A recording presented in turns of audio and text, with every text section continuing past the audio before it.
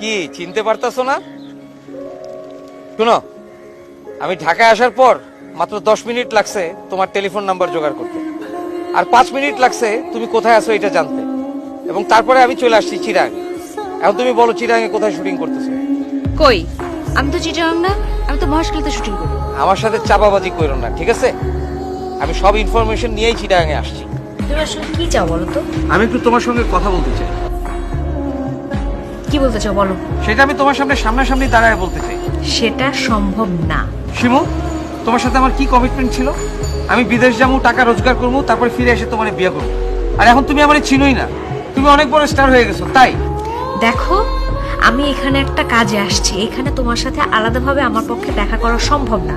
আমি কাজ শেষ করে ঢাকায় যাই, তারপর তোমার সাথে আমি সব বিষয়ে কথা বলবো। ওকে? দেখো শিমু, আমি এখানেই তোমার সাথে কথা বলতে চাই, 5 মিনিটের জন্য হলেও বলতে চাই, সামনাসামনি দাঁড়ায়া।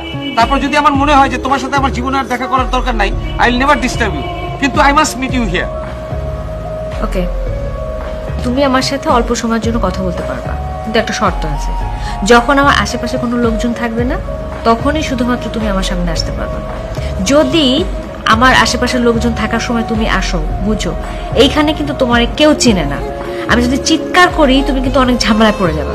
আর শোনো, আমার প্রচন্ড মাইগ্রেনের পেন উঠছে, ঠিক আছে? এখন আমি তোমার সাথে কথা বলতে পারবো না। কোথায় অফিস থাকি? আচ্ছা, তুমি কি আমার কাছ থেকে পালায় থাকতে পারবা? তুমি আমার চিনো না, তুমি জেনে যাইতেছো, দেখতেছো না আমি গিয়ে হাজির হইতেছি। দেখো, এখানে আমার শুটিং চলতেছে, আশেপাশে ইউনিটের অনেক লোকজন আছে। তুমি এখন প্লিজ যাও, সিন ক্রিয়েট করো না, আমি তোমার সাথে পরে ফোনে কথা বলবো। ওকে? শিমু, তোমার সাথে আমার কি কমিটমেন্ট ছিল বলো? কথা ছিল না যে আমি লন্ডন থেকে ফিরে আসলেই আমরা বিয়ে করব? আর এখন তুমি স্টার হয়ে গেছো, আমার চিনো না, আমার অ্যাভয়েড করতেছো, কেন এরকম করতেছো?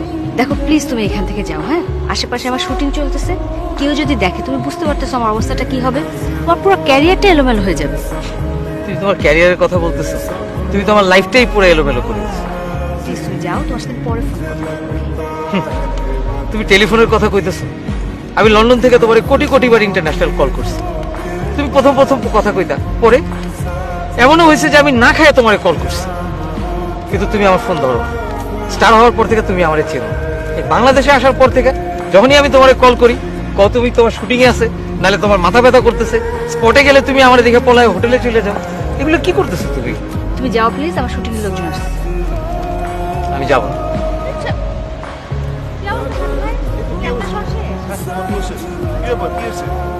না প্লিজ ভাই, আপনি যান, এখন তো অটোগ্রাফ দেওয়া যাবে না, আমার শর্ট আছে এখন। হ্যাঁ, আর তাছাড়া আপনার কাছে তো কাগজও নাই।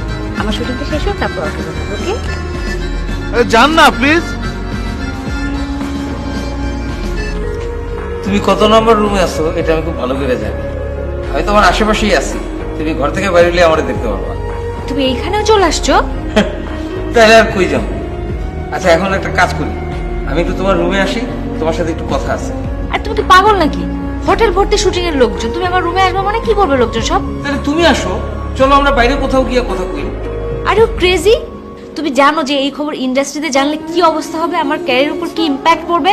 শোনো, আমি এখন খুবই গুরুত্বপূর্ণ একটা কাজ করতেছি, আমি কথা বলতে পারছি না, পরে কথা বলবো। Okay bye.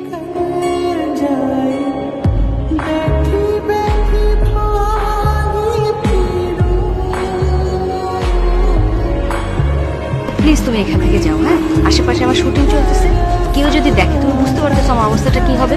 তোমার পুরো ক্যারিয়ারটা এলোমেলো হয়ে যাবে। তুমি তোমার ক্যারিয়ারের কথা বলতেছো, তুমি তোমার লাইফটাই পুরো এলোমেলো করে